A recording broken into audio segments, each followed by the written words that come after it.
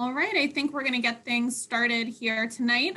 We'll take care of a few housekeeping things first anyway while people are joining. But welcome everyone. We're so glad that you could join us here tonight. On behalf of Scenic Hudson, my name is Haley Carlock and I'm the Director of Advocacy for Scenic Hudson, and we're really excited to have everyone here to learn about the proposed new Danskammer gas plant and the impacts it will have on public and community health. We'll also include even a little bit of discussion about new studies showing that even small increases in air pollution increase susceptibility of people to illnesses like COVID-19. I'd also like to make sure to thank all of our co-sponsors for tonight's event. We've got Hudson River Sloop Clearwater, Riverkeeper, Sierra Club, New Paltz Climate Action Coalition, Newburgh Clean Water Project, and UAC. We're really grateful for their support. If you have any questions that come to mind throughout the presentation, we are going to hold all questions for the end, but once all of our presenters have spoken, we'll get to the questions. If you do have a question, at the bottom of your Zoom screen, you should see a little Q&A icon. You can click that, and at any time throughout, you can type out your question. If you want your question directed to a particular panelist, you can indicate so in your message. And again, once we get to the end, we'll get through as many of those questions as we can in the time that we have this evening. So I am going to kick off tonight's program by discussing some background and context about what is the Danskammer plant, what's proposed, before we delve more deeply into the specific public health impacts. So Danskammer is an existing power plant located in Orange County in the town of Newburgh, right on the western shore of the Hudson River. It was originally built in the 1950s. Its generating units are as old as 65 years old, so it's a very old plant. It's probably a familiar sight to many of you, though maybe not from this aerial vantage point. It's a very prominent feature on the western shore of the Hudson River at the gateway to the Hudson Highlands. If you've ever taken the Amtrak line on the east side of the river or visited any riverside parks in that area. The plant was built originally as a coal burning plant. In 2012, during Hurricane Sandy, it was flooded very badly. You could see by its location there, surrounded by the river on three sides. It's very vulnerable to flooding and storm surge in particular. The plant was damaged very badly in that event, and the plant's then owner actually went into bankruptcy, and the plant was slated to be decommissioned and sold for scrap. However, in 2013, the federal government came up with a new financial incentive for power plant developers, specifically in the Hudson Valley region, to build and operate power plants, and that really completely changed the economic picture for this plant. And at that point, a new owner came in. They bought the plant out of bankruptcy, and they repowered it as a gas burning plant, which is what it burns today with oil as a backup fuel. Now, since it was repowered in 2014, this plant only operates a handful of days a year. Really, when demand is highest, which typically tends to be the hottest summer days, this plant, which is very old and inefficient, is called upon as a last resort. That has made it operate about 2 to 3% of the time over the past 6 years since it was repowered. So what's happening now with Danskammer? Well, in 2018, Danskammer Energy, the new owner, proposed to build a new gas-fired power plant about the same size as the old one, which is 550 megawatts, on the same property. And you'll see in the map on the left side of the screen here, outlined in red, is the property owned by Danskammer Energy. And the new plant would be built just to the south of the old one, also on the shore of the Hudson River. Unlike the old plant, which, as I mentioned, runs just a few days a year, the new plant has been proposed as what's called a baseload facility, which means it would run 70% or more of the time. It would really be part of the backbone of the day-to-day electric grid versus being something that's called on as a last resort. The regulatory body that has the authority to permit and approve this project is called the New York State Siting Board on Electric Generation and the Environment. And Danskammer submitted its application to the Siting Board in December of 2019. And the Siting Board has not yet deemed that application from Danskammer Energy complete. There are some outstanding information requests that the Siting Board has.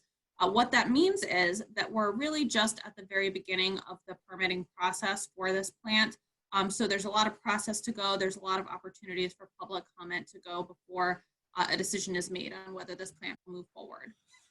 Now, over the past couple of years, as folks may be aware, New York State has passed some nation-leading climate legislation with the goal of dramatically increasing the state's renewable energy resources and phasing out fossil fuel generation.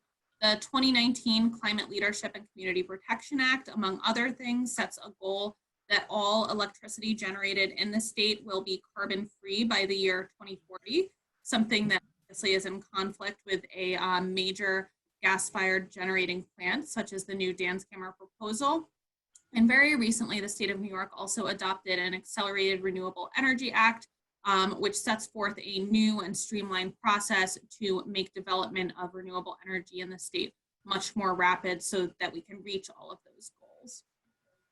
Now, because this new plant would run so much more often than the old plant, even though it would obviously be newer with better technology and more efficient, air pollution of many different types would actually increase over what the old plant has been producing over the past 6+ years. And later on in our presentation, you'll hear some of our speakers talk about specifically what that will mean to the city of Newburgh, again, located about 4 miles south of the power plant. And the city is in a place where it's going to be disproportionately impacted due to the poverty and the density of that area. But I do want to note that it will be far from the only area that is impacted by this proposal. Air pollution does not respect municipal or county boundaries. It can travel quite far, and you can see on the map that Danskammer is located less than a mile from the border with Ulster County. It's less than a mile from the border with Dutchess County on the east side of the river. So this air pollution is going to impact the entire Hudson Valley region, and it will impact the beyond that as well. Now, this graph here was created with data from Danskammer's own Article 10 application. They are required to submit projections of what pollutants may be emitted from the new plant as part of the Clean Air Act and DEC's implementing regulations. And you can see here, we again took their data and simply put it in graphic form, that the increase in several different types of pollutants like nitrogen oxide, particulate matter, VOCs, is going to increase dramatically, on the order of 25 times more for some of these pollutants than what the current plant has actually emitted. And you'll hear much more from Dr. Carpenter in a few minutes about what that means and why it's so important. And this graph does the same thing using Danskammer's own data, but shows the expected potential increase in greenhouse gas emissions. And this is even more dramatic. You can see that over 40 times more greenhouse gas emissions could be emitted from the new plant, again, running 70% plus of the time, than what the current plant running a few days a year has actually emitted. And today's webinar really focuses more on the immediate health impacts caused by air pollutants like particulate matter and volatile organic compounds, and less so on the climate impacts. That's certainly not because the climate impacts are not important. They very much are. It's just not the focus of our forum today. But we're planning a webinar series on cradle to grave climate impacts of the fracked gas that would be burned at Danskammer in the coming months. So you can learn more about that then. And finally, before I turn things over to Dr. Carpenter, if you'd like to get updates about that climate change and fracked gas webinar series when they become available, or additional information about the Danskammer proposal, if you want to download the slides that you see at tonight's session or hear a recording of the webinar, you can visit our newly launched website that you see there on the screen, www.stoptheplant.org. And by signing up at that website, you can make sure that you don't miss updates, additional actions that you can take, and where we are in the process.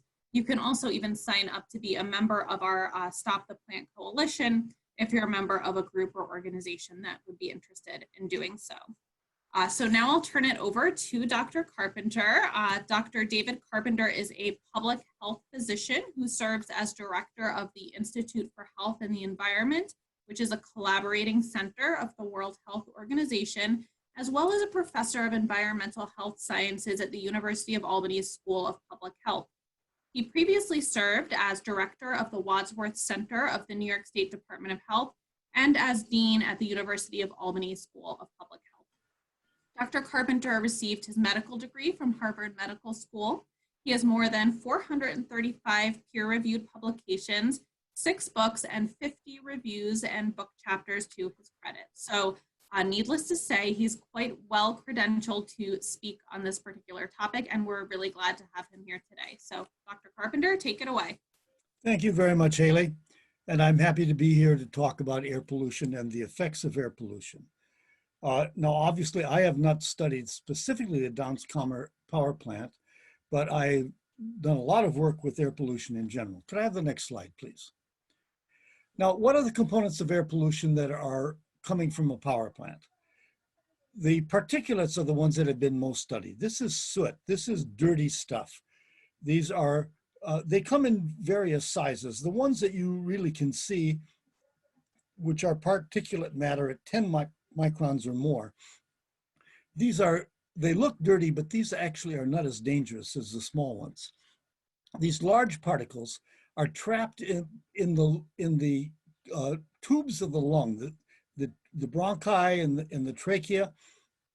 They're covered with cilia, which are little cells that have beating things that move mucus out of the lung. And so big particles are removed pretty efficiently. But smaller particles less than 2.5 microns, and even ultrafine particles, these can go deep into the lung where they cause inflammation and they cause disease. Now, there are also many gases that are not trapped by cilia, and these gases are formed from the combustion of fossil fuels. They include carbon dioxide, carbon monoxide, which is from incomplete combustion, sulfur and nitrogen gases, and then there are a lot of volatile organic chemicals. The sulfur and nitrogen gases are dangerous because they form acids when they combine with the moisture in your lung. And the volatile organic compounds can also cause a whole variety of diseases. Many of these are known human carcinogens. Can I have the next slide, please? Air pollution causes cancer. The World Health Organization has ruled that outdoor air pollution is a group 1, that being a known human carcinogen. Now, there are a number of different components in outdoor air pollution that are already known to be human carcinogens. Benzene is a component of natural gas. It's also in the gasoline you pump at the gas station. Formaldehyde is formed from combustion, and it's a known human carcinogen. And natural gas contains radon because the natural gas comes from deep in the earth where organic material has been decaying. And in the rock, there is radium, which decays to radon, known to be a human carcinogen. Radon only has a half-life of about 4.9 days, but if the natural gas comes out too quickly, it can cause cancer.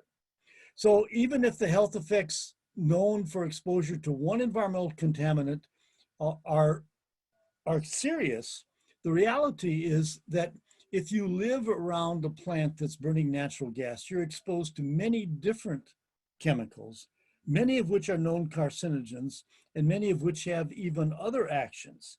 And how these different actions interact with each other.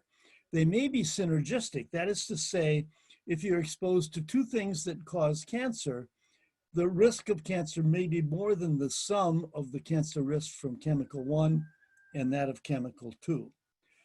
The other problem is cancer has a long latency. So you may be exposed today, but your cancer may not appear for 20 or 30 years. Next slide, please. Now, air pollution causes other diseases as well. And in the short term, these are actually the more important because of the long latency for cancer. Both particulate air pollution and volatile organic chemical air pollution increase the risk of cardiovascular disease. In fact, it may seem counterintuitive to many people, but the major cause of disease resulting from air pollution is heart disease, ischemic heart disease, heart attacks, and those sorts of things. But these chemicals also cause respiratory disease. They trigger asthma attacks. They cause respiratory infections. They increase the risk of chronic obstructive pulmonary disease. And then they have neurotoxic effects. They cause headaches, dizziness, eye, nose, and throat irritation, visual disorders, memory problems, fatigue, and even nosebleeds. Next slide. Now, what is of real concern is we have this immediate pandemic of coronavirus, the COVID-19. And there's clear evidence that air pollution makes the health hazards of COVID-19 worse. That actually makes sense. As I've just said, air pollution causes respiratory disease. It damages the lung.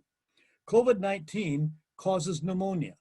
So when you have COVID-19 plus air pollution, it's going to make matters worse.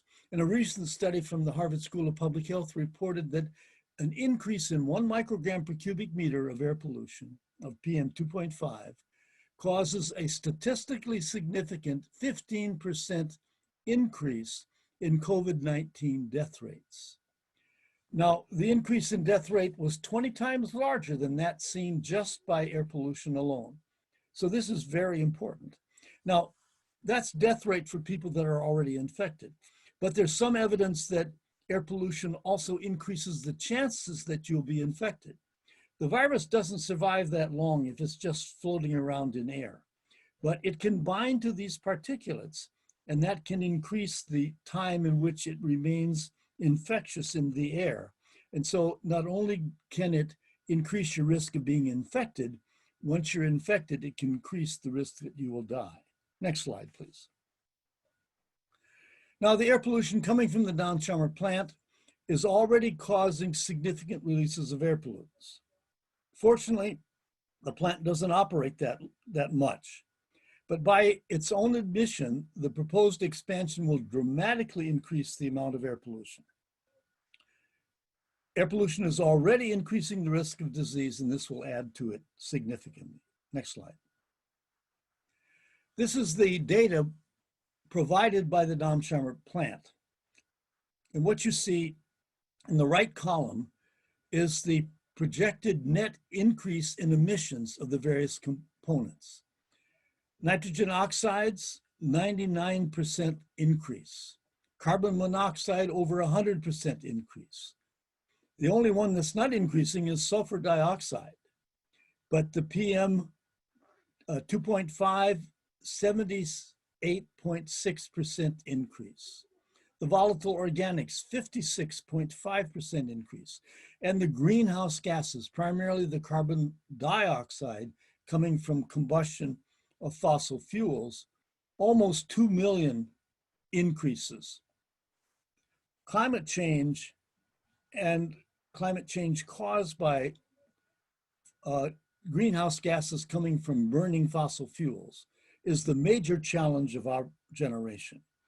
And this is a very significant increase. Next slide.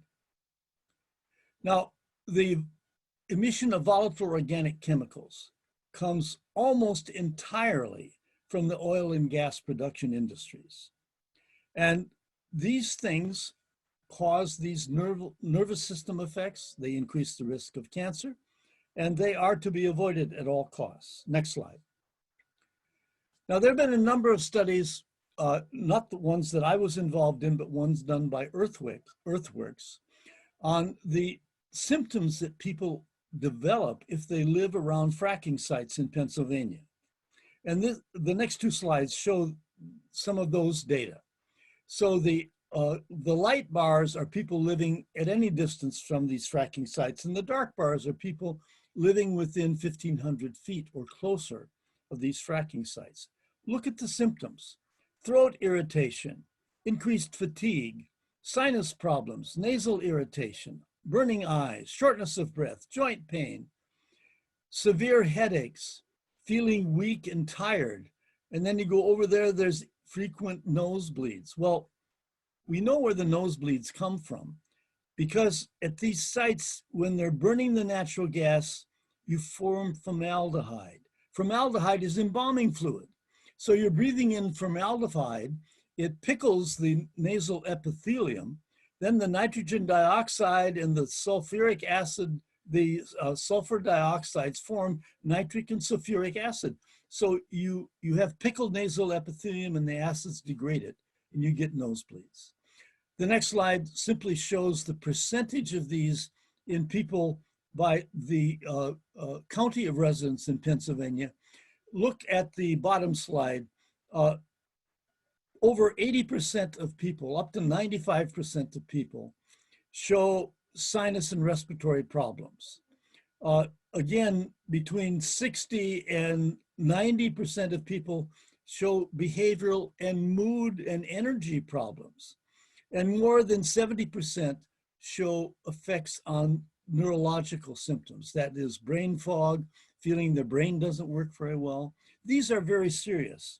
And those people that live near the Danskammer plant, if and when it expands, are going to be experiencing an increase in the same symptoms.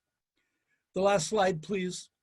I'm just concluding by saying that air pollution coming from the Danskammer plant is already causing respiratory, cardiovascular, and neurological disease in nearby residents.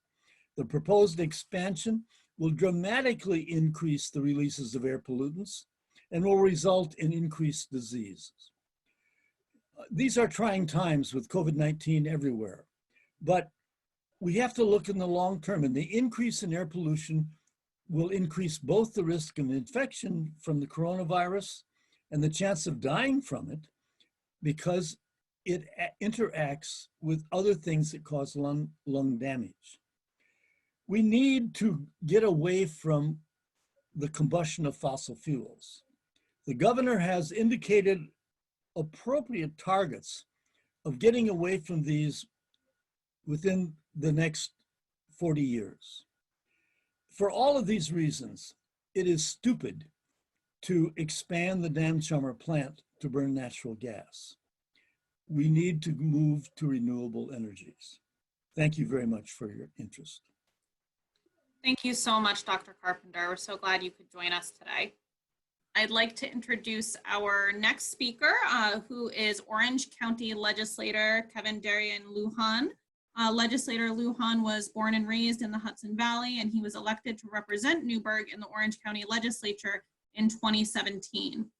He's the first Latino ever elected to represent his district and is amongst the youngest legislators ever elected in Orange County history.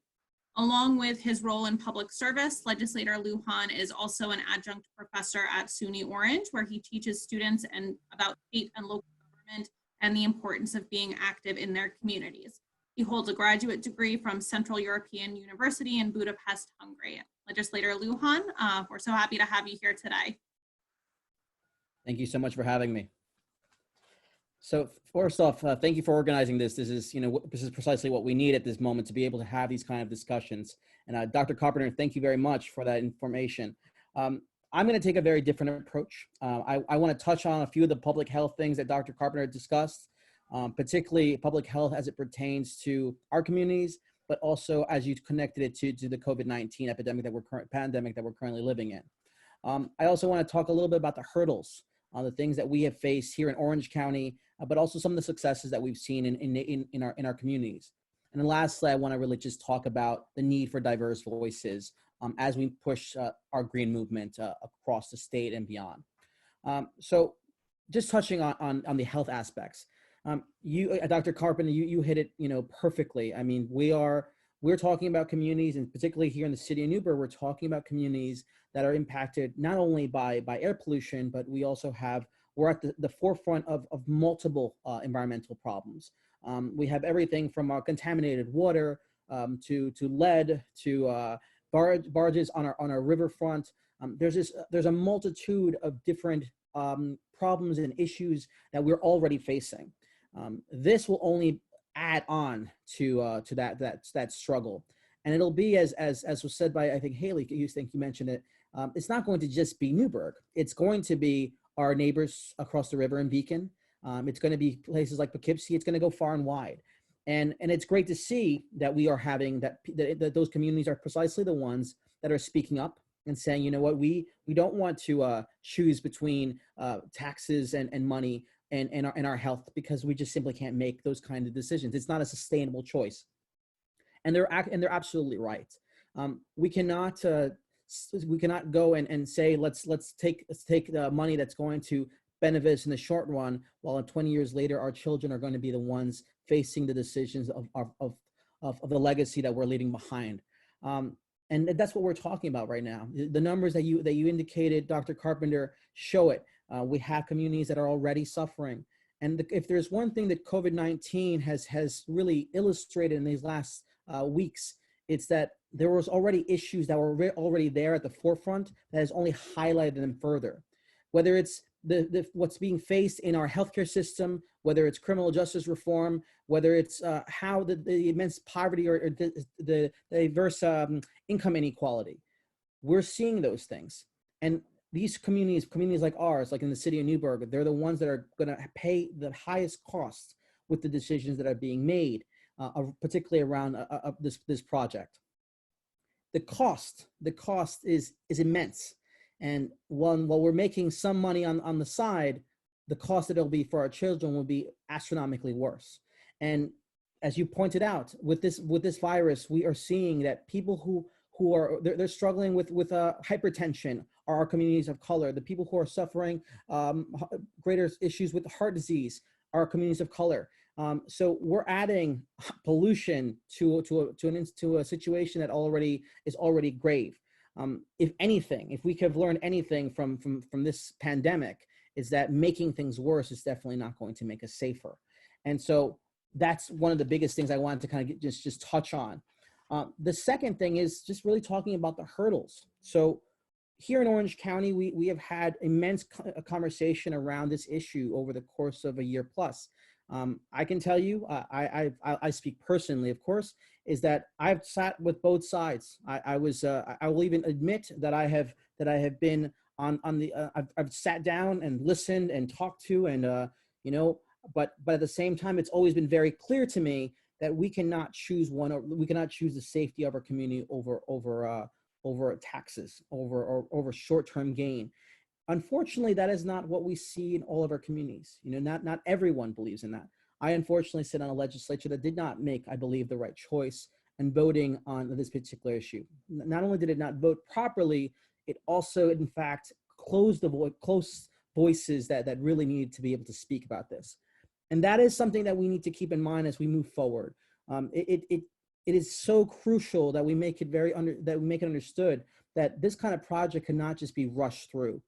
I understand that there are arguments out there that says that this creates jobs, and I think that all of you here are going to agree with me, so I'm speaking to the choir. But jobs, as much as they're wonderful and we need to have them and we want to support our workforce, they must be sustainable jobs. They must be jobs that pay livable wages, but that also do not negatively impact our communities for generations to come. And that is what this isn't. This is not. And so we, unfortunately, in Orange County, we actually voted in favor of it. But it was not unanimous. We had both Republicans and Democrats that voted against this project. I got to tell you, we had even more Republicans that voted against this project than Democrats. Some of them abstained. And so I want to make it very clear that this is not also a partisan issue. There are both Republicans and Democrats who are opposed to this project because they see the short-sightedness. They also see that it's overreaching for a county to vote on something that's going to negatively impact a community like Newburgh and other neighboring communities. I think that that's very important for us to illustrate. It comes to the voices of who's going to be impacted, which brings me to the heart of what I really want to talk about: the voices. Who is going to be impacted by this issue? Who's going to be the ones, the individuals who are going to have to live with the power plants to the north of them. And it's going to be communities like the City of Newburgh, and it's always been the case. Whether it's the big stores that are built along our community that negatively impact our water, whether it's the air base which contaminates our water. This is a historical aspect of what's been going on in our community. This is just one other one.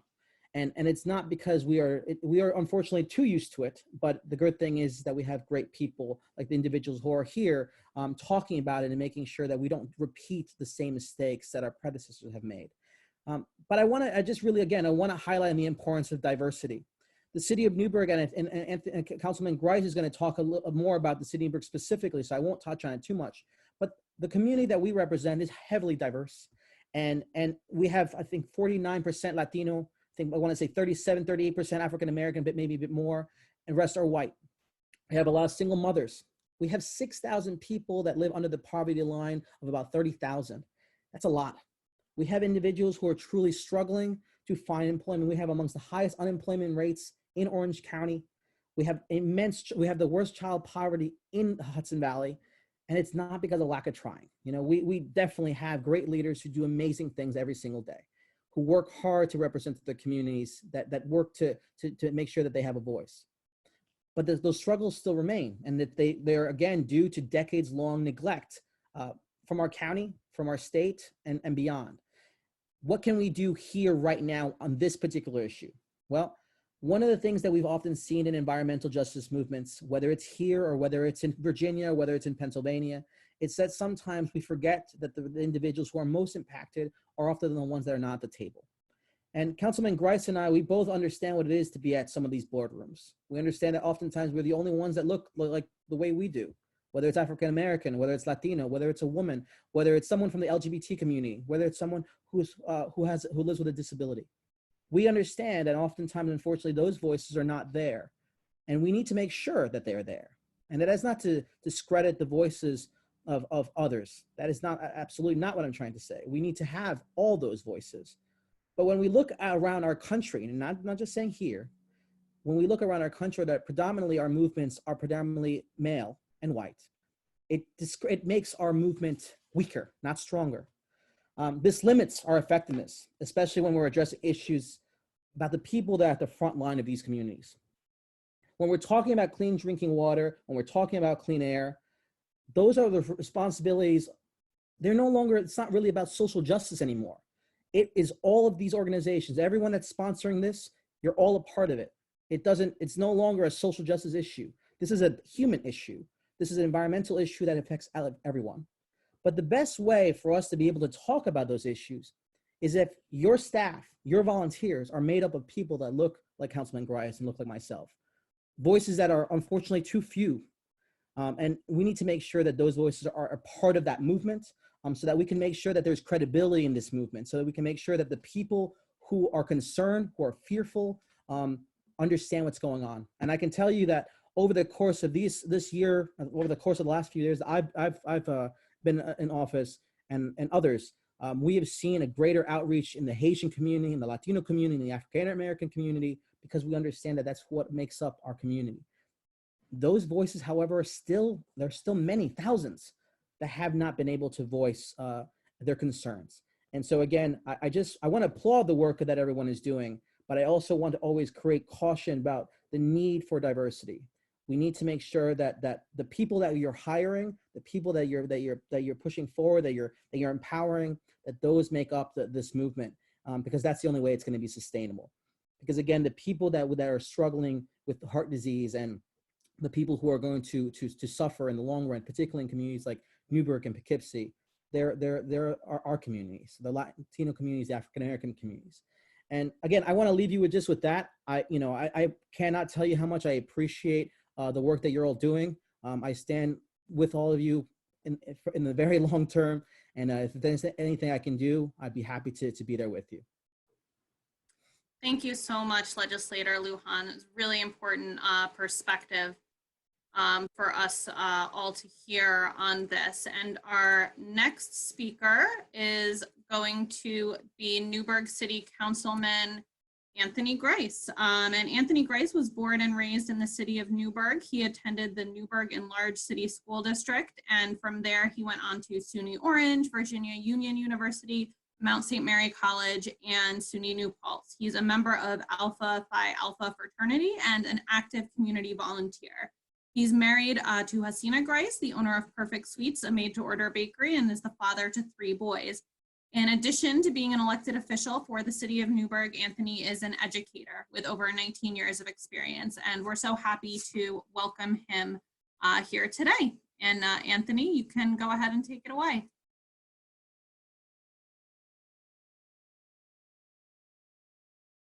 So am I unmuted?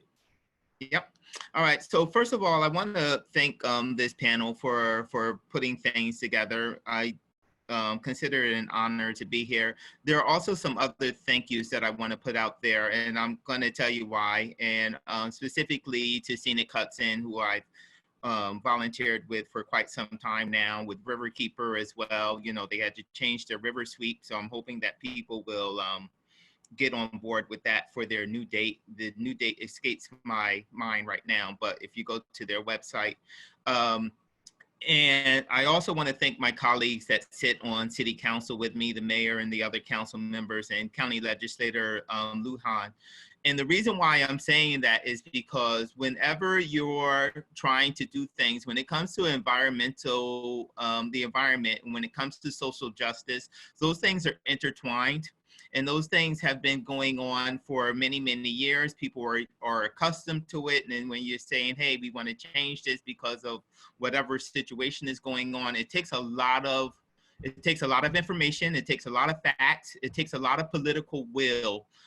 So when I say thank you to all of those, it's not something that I'm just doing because it's nice to do. It's because I know of that hard work that it takes to push through things, even when certain organizations, if you're pushing against them, might come out to the city council with their signs and everything else. So from the bottom of my heart, I really thank those people. So I just want to talk about the city of Newburgh. You know, a historic city. You know, people always say George Washington slept here, and we have Washington headquarters, certainly.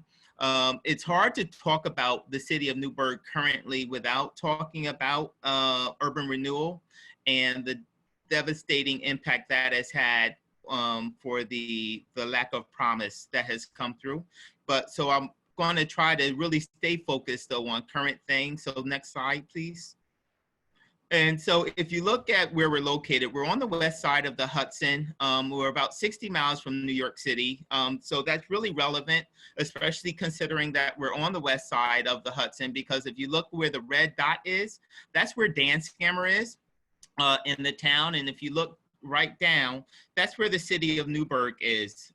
So any single time when you have high winds or something like that, you know, air doesn't stay in a vacuum anyway. It's going to travel down. So whatever is happening in that air up there, and sometimes even further down in other places, you know, you'll smell it in the air and you'll say, hey, what is that strange smell, or what's going on here? So I really thought that that picture was very, very appropriate so that you can get a visual of where Danskammer is and where the city of Newburgh is. Next slide. So County Legislator Lujan did hit on it. You know who's here in our city. It's about 30,000 people in 4 square miles. That number might go up as we do our census 2020. And so I'm hoping that everyone can participate in that. But he said it just right. We have 47.9% Latino. That population is growing. We have about 30% African American. We have about 40% that are non-Hispanic white, and then 5% that, you know, 2 or more races, which is what you find in a normal city, especially with the high density that we have. Next slide. So, you know, the health and wealth. And I saw that there was a question about the health statistics. So once this slide is shared with everyone, you know, I cited my sources right down there at the bottom. So of course, and I tried to hyperlink it. So hopefully that will help you for the audience to be able to get to that information. but 11% of our population, they do not have health insurance. The number one cause of death is heart disease, followed by cancer. 40% of our deaths are premature. That means that they're under 65 years of age. The amount of emergency department visits is for asthma. We have the highest asthma rate here in the city of Newburgh compared to other places. The median household income in the city of Newburgh is about $36,000. And then 5.5% of our population are unemployed. And I want to just hover on that for a second. The reason why the household income and the unemployed population is relevant when it comes to Danskammer, because one of those things that they tried to propose was the promise of jobs. My pushback on them was, first of all, the promise of jobs aren't necessarily promised to the city of Newburgh residents. Some of those jobs are temporary. Some of those jobs are for highly technical people. And in my opinion, it just wasn't worth the trade-off of damaging our environment for the possibility of those few jobs. Next slide. And so it really comes down to what can the City of Newburgh government do. As I've explained to people before, Danskammer is not in the City of Newburgh. It's not within our city limits. However, and so this goes back to what I was saying about having the political will. And so even though it's not in our city limits, we do want to work with our town of Newburgh elected officials. We do, but even if they say we're not going to work with you, we as the City of Newburgh, because we are united on most things as a council, we can say, well, this is the agenda that we are going to move forward for the City of Newburgh. And certainly we'll still be open to working with our colleagues and from surrounding areas and in the county. But what we can do is we can encourage projects that have workforce development, especially in the area of green jobs. I was fortunate enough to be in a seminar just this past week about just transition. And so there are jobs out there that do not damage our environment. We can work with developers for mixed income housing because that makes a difference when people are saying they need a job. Most of the time they need the job for food, clothing, and shelter. So if we're making sure that they can have access to that shelter, that's just very important. We can work with the health insurance providers for them to offer products to our population, and certainly we do that. The City of Newburgh isn't a health agency, health insurance provider agency, but certainly we work with all of the ones that are here in the City of Newburgh to get access to our residents. So we work with healthcare providers for seminars and other types of outreach. Some of them are very well known, Cornerstone and of course, St. Luke's Cornwall Hospital, Montefiore. And so we try to work with them to make sure that they're not only doing things at their site, but also going out into the community and doing things. We work with providers of affordable fresh fruits and vegetables. So that's very important. We're trying to start a food co-op in the City of Newburgh, and Tasman has been very helpful with that and a few others. We work with neighboring municipalities for transportation to employment. And so that they're not just relying on the possibility of Danskammer coming, they're going to those other places that pay living wages. And then we work with our neighboring municipalities so that they can understand the environmental impact on how that's going to impact the City of Newburgh, from factories and other developments. Because sometimes, when you take Danskammer, for example, for the Marlborough School District, when that plant closed, it really devastated that school district. And so certainly as a teacher, I'm very sensitive to that, of the funding of school districts. And, but at the same time, we need to show them the facts of this is the environmental impact, and is this something we really want to trade off for this amount of money. Something that I always say to constituents and to other people is that not all money is good money. So we just have to see what what that looks like. You know, what are we actually buying, or what are we trading it off for? And then we, as a city council, myself, we can oppose any project that would damage our watershed or air, despite the promise of jobs. So that is all I really had. I did want to stick to the facts as much as possible. In my experience, when I get off and start talking about opinion, you know, that can open the door up to a lot of things. But of course, I'm here for questions. Great, thank you so much, Councilman Grice. And our last speaker for today, but certainly not least, is Tamsin Hollow. Tamsin Hollow has been a member of the Newburgh Clean Water Project since its inception in 2017. And for those who don't know, the Newburgh Clean Water Project does a lot of things to fight threats and impacts to the environment in Newburgh, but there's really a lot around the PFAS contamination of the City of Newburgh drinking water supply, which is a huge, huge issue. And she's also a member of Climate Reality, having trained with Al Gore in 2013. So I will kick it over now to Tamsin Hollow. Thanks, Haley. Thanks to everyone. This has been so interesting. And I wanted to talk a little bit about cumulative health effects, as well as community access to healthcare and responsibility for healthcare. But you guys have said it so much better than I ever could. And it's, as you said, Haley, this is not just a Newburgh issue. This is really a Hudson Valley issue. And I'd like to remind everyone, in case you don't know or don't remember, actually 14 communities up and down the Hudson Valley have actually passed resolutions opposing this plant, because they too will be affected. As Haley mentioned, we were started in response to PFAS toxicity in our watershed, which polluted our water, our main water source. And now we are dependent on a secondary water source, and we also have to purchase water. So this is obviously a huge deal for Newburgh.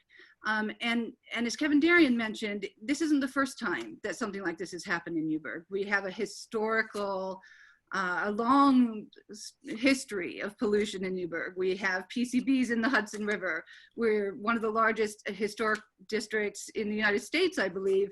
And we have lots and lots of lead water pipes furnishing us with water. So this is not the first time this community has faced a serious health problem. PFAS has some very sinister health effects, including cancer, kidney and thyroid disease, low birth weight, birth malformations. So this is not a walk in the park for this community. And even though we have 2 major health studies coming to Newburgh, there has still not been a peep out of the powers that be about who is going to provide health care for this community. So we're talking about, you know, this is a true frontline community in the very real sense of the word. And Dr. Carpenter, you know, looking at your statistics about cancer, about heart disease, as Anthony Grice mentioned, our asthma rate here in Newburgh, in City of Newburgh, is already 2.5 times the state average. If we're looking at an added pollution load, what is that going to do to this community here, as well as to the other communities up and down the Hudson Valley? Kevin Darian Lujan also mentioned future generations, and I think that's very important. I don't think that we have really talked about the mental health of this community and the mental health of our young people. And when we continue to dump pollution into a single community, generation after generation, we're sending a clear message to that community that they don't matter and that their kids don't matter. So I thank you for opposing this plant and supporting our young people in their health and in their future aspirations. Thanks very much. Thanks so much, Tamsin, and thank you to all of our great presenters. And I just think it was great to see kind of the different perspectives and expertise that we have from everyone who joined us. And I know I learned a lot, and I hope that everybody who's been listening has learned a lot. And we will get to your questions in just a second. And I know there's been lots of questions, and I hope we can answer most of them. But very quickly, after hearing all of this about Danskammer, you may be thinking to yourself, well, okay, this all sounds terrible. I'd love to sort of do my part and let the powers that be know that I don't want this plan. I don't think it's good for Newburgh. It's not good for Orange County. It's not good for the Hudson Valley. What can I do about it? So very quickly, we have 4 really easy actions up on the screen right now that you can take to make your voice heard. One is to submit an official comment to the New York State Siting Board saying you oppose this proposal. You can go to that website. Another one is to call your state representative. This is almost exclusively a state permitted project. Call your New York State Senator, your assembly member, tell them we don't need this plant. And take action in your local community. Tamsin mentioned that 14, I think maybe it's up to 16 now, local governments have passed resolutions opposing the plant, which is great, but many haven't. Urge your local government to pass a resolution. And finally, you can sign up again for our email list to get updates, find out when the opportunities to take action arise, when it's important to make your voice known to the decision makers. And you don't have to write all this down. If you go on again to the website, www.stoptheplant.org, you click on the Take Action button, then you can see all of these things and more there and be able to make a difference and make your voice heard in trying to stop the plant. So with that, we will move on to trying to take some questions for the next 10 minutes or so. And again, we'll try to get to as many as we can.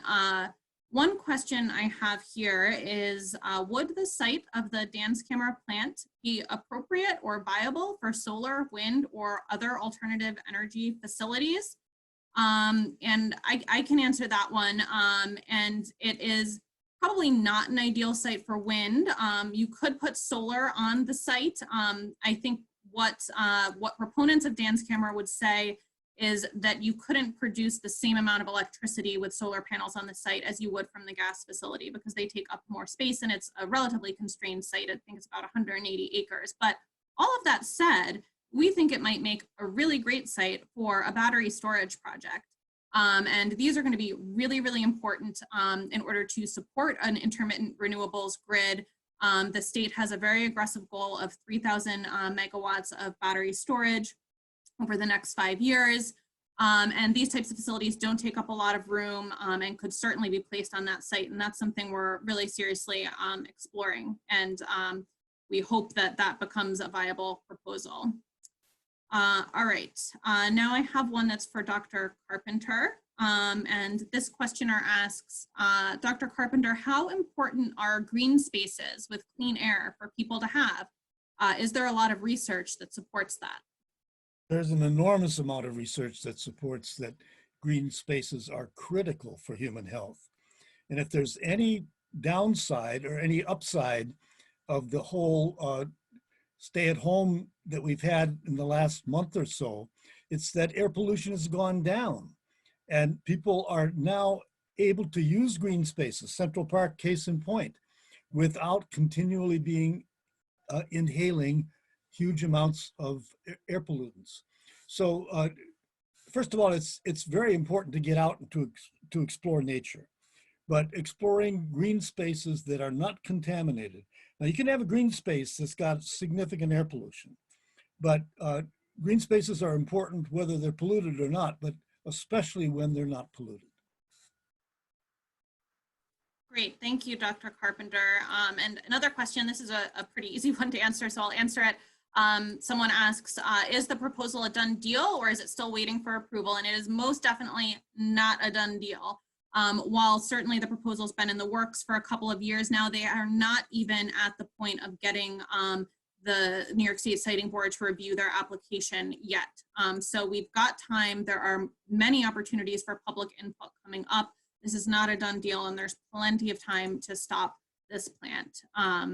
So the next question is for both Legislator Lujan and Councilman Grice. Since the COVID crisis has started, public health officials are front and center in the news and their opinions matter. Do community public health officials ever weigh in on proposed projects like these that could hurt the whole community? I could speak on that. So our Commissioner of Health actually was asked about the health impacts around the time that it arrived at Orange County. Unfortunately, this was, like I said before, very, very rushed. We had it at rules, at the rules committee. It was just put on the table at the request of the chairman, who I guess was trying to do a favor to somebody, and it arrived at the rules committee. It passed rather quickly, despite quite a lot of people coming there very last minute in opposition to it. When it was asked whether or not we could, just deliberate and talk about what the potential health impacts could be, that was pretty much completely ignored. Commissioner of Health did mention some possible impacts without actually going as far as criticizing. She is a commissioner. She does. Her boss is the county executive, so I don't believe she would go as far as necessarily opposing the administration. But I can speak only for Orange County. She did indicate some possible health impacts due to this, and did highlight some of the same things that we all are aware of. Beyond that, we shared a lot of information with all legislators in Orange County about the health impacts prior to their vote. Whether or not they reviewed all those documents is probably very unlikely, considering the fact that the vote was rushed.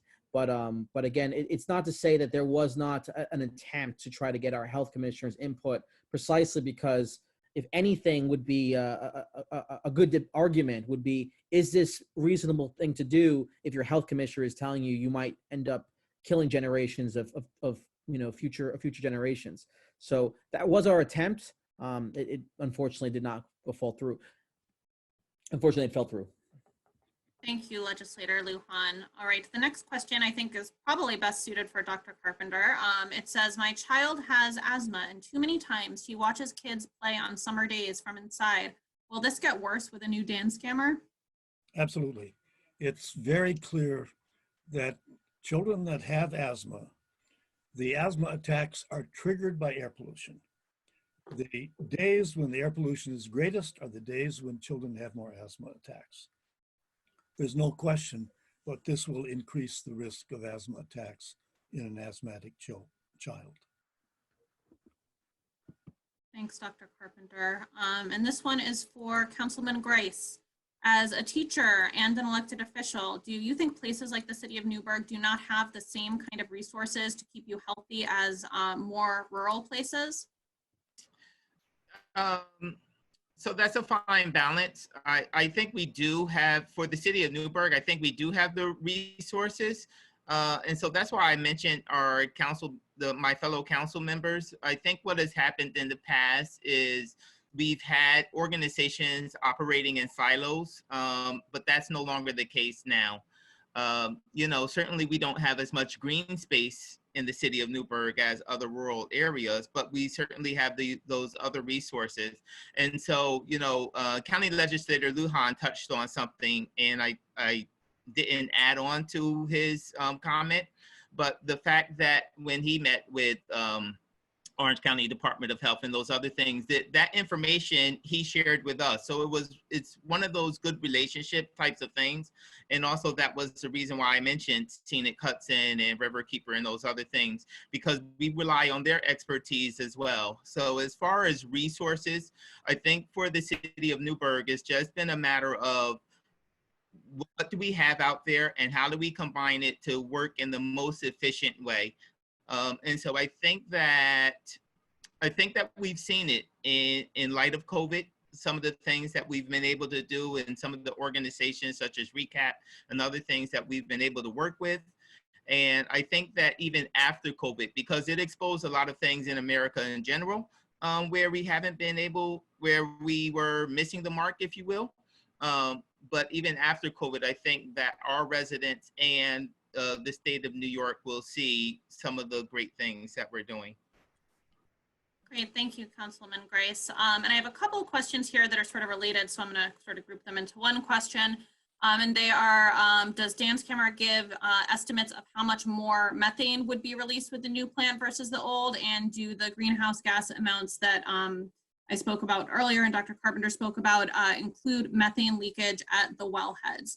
So Danskammer does give estimates of how much methane would be emitted by the new plant. I cannot recall the number off the top of my head, It is not insignificant though, but they do not have that comparison of old plant versus new plant for methane. There are specific pollutants that the Clean Air Act and DEC require the plant owner to compare, and methane is not one of those. So they have the number of methane from the new plant, but not in comparison to the old plant. And the greenhouse gas amounts do not include methane leakage at the wellheads. They do not include the earlier parts of processing, drilling, getting the gas and bringing it. It's only the burning of the gas on site at the power plant that are considered in the regulatory process.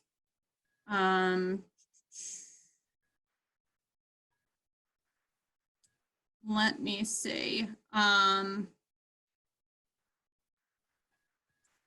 Let's see, this one's for Dr. Carpenter. Dr. Carpenter, you showed us a slide of ailments that affect children under 16 who are exposed to various pollutants. Is there information comparing that age group, the young age group, to people older than that, or were the young people focused on because they wouldn't be expected to maybe have otherwise developed some of these illnesses and issues? Well, I think the slides I showed were people of a variety of ages. It's likely that young people are more vulnerable to asthma attacks, but the headaches, the nosebleeds, the sore throats, the sinus problems, these are problems that anyone at any age can develop if they're exposed to these volatile organic chemicals and these acidic things like, you know, nitric oxides and sulfur dioxides. They form acids. So of course it's going to be irritating to your nasal passages of any age. Thanks, Dr. Carpenter. I have a question here asking whether this plant will go through the new streamlined accelerated permitting process that was just passed by the state. And this is one of the things that I mentioned early on when I spoke. And the good news about that is no, that new process is just for renewable energy facilities. And that does not include fossil fuel facilities at all.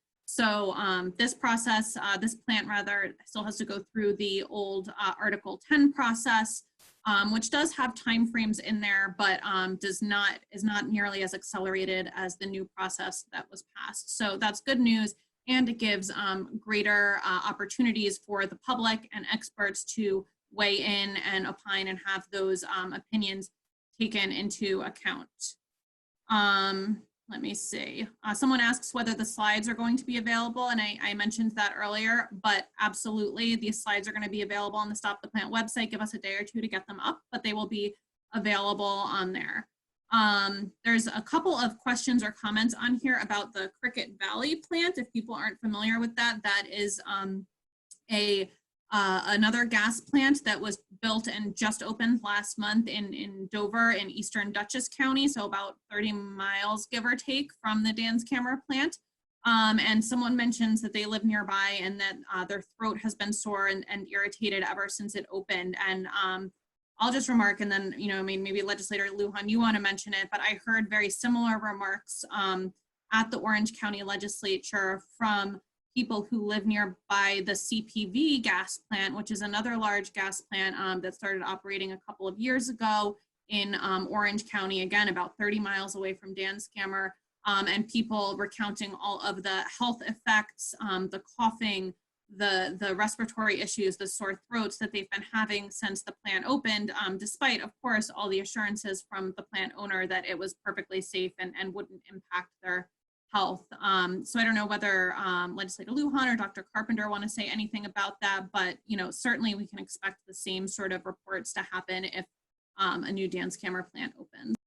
I'll say this, you know, CPV, I recall very, very clearly as I was running for city council, as city council, for county legislator.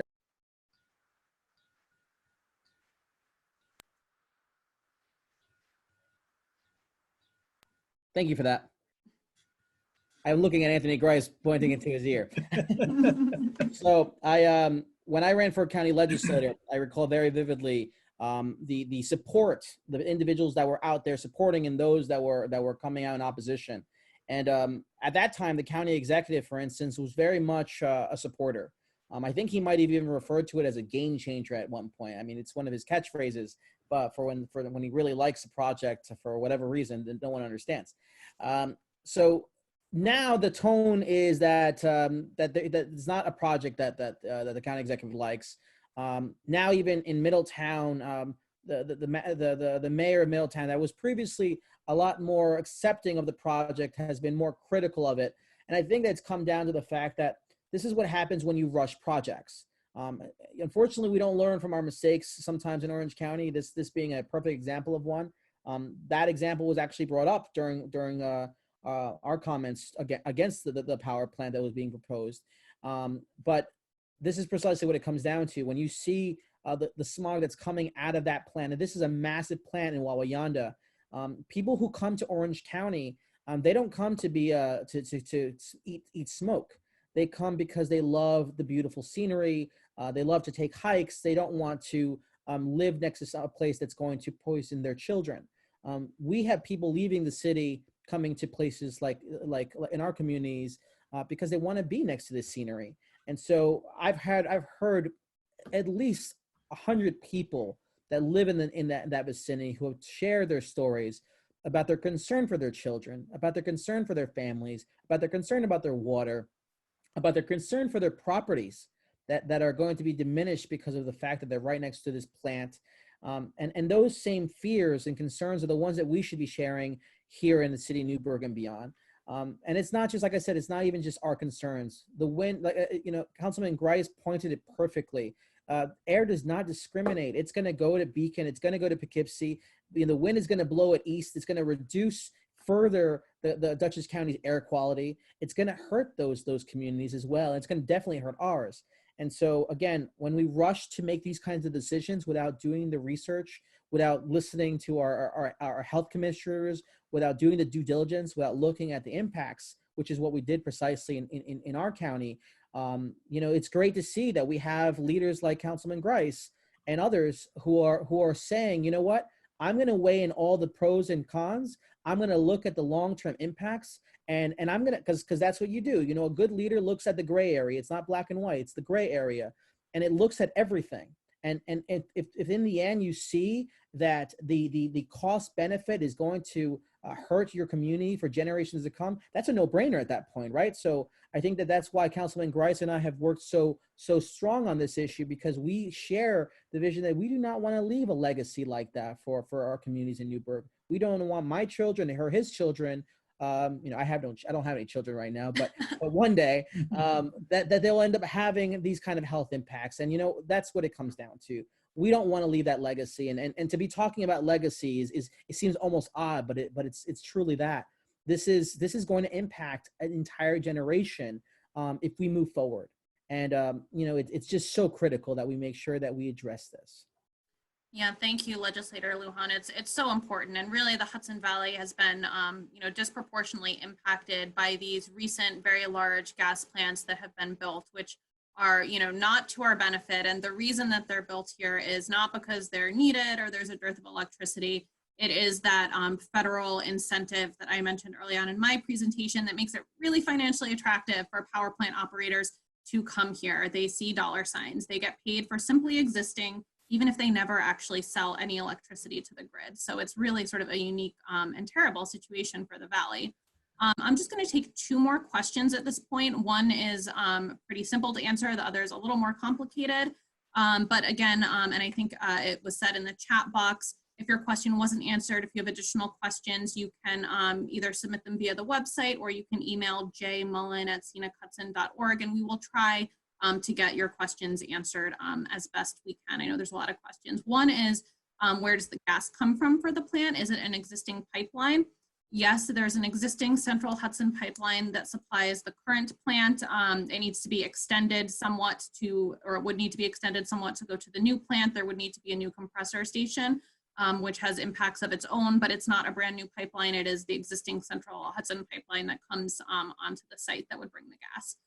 The second question, and there's a few questions about this, really have to do with the need for the plant. Is this plant really needed to provide electricity? When Indian Point shuts down, what's going to happen if this new plant isn't built? Are we going to, have issues with reliability and meeting our electric demands? And the short answer to that question is no. This is absolutely not needed in terms of reliability, keeping the lights on, making sure we can meet future electric demand. It's absolutely not. The New York Independent System Operator, who is the entity that operates the entire electric grid for the state of New York, has to do a study every couple years. They have to look at generating units that might retire. Like Indian Point, they've got to look at what's running, and they've got to look at what might be coming online, what is recently permitted and is being built or is expected to come online soon, and they have to determine whether there's any gaps there. I mean, it's a very, very important job to make sure that there's no chance that our electricity needs are not going to be met. And their last analysis, which was published at the end of 2018, found that with both of Indian Point's generating units retiring, and without a new Danskammer plant, the new Danskammer plant was not considered in their analysis. There was absolutely no concern for electricity reliability over the next 10 years, which is the planning horizon that they consider. So it's an absolute fallacy that this plant is needed for reliability. As I said, the old plant barely ever runs. We are seeing energy use actually go down. That's partially true right now because of the crisis that we're in, but even beyond that and before it, the trend of previous decades of electric demand sort of constantly and gradually going up has not been borne out over the past 5 to 10 years. And with all of the energy efficiency measures now codified into law, we expect that to continue. And with renewable energy coming online at a much more rapid pace than we've seen previously, there really is not going to be an issue with meeting our electric demand without a new Danskammer plant. We can build solar, we can build wind upstate, we can relieve transmission constraints, we can do battery storage, and we can meet all of our electricity needs, and we can do it sustainably and cleanly and without hurting our families and our environment. So I think that's the quick answer to that question. All right, I am gonna close off the questions for now. We were supposed to end at 6:30, but we had the webinar open for a little bit of extra time, and I'm glad that we did get to answer some additional questions. I'm sure there are a few that we missed. So I apologize if you didn't get your question answered, but if it's something you really, really want to know the answer to, please do submit it and we'll do our best to get you an answer. And on behalf of myself and Scenic Hudson, I really, again, just want to thank all of our panelists. So interesting, coming from different perspectives, and everybody who joined the webinar and was able to listen today and ask such good and thoughtful questions. And thank you all for being interested and engaged in this issue, because that's the way we're going to beat this thing, is if people weigh in, if people get informed, if people make their voices heard. So thank you all very much.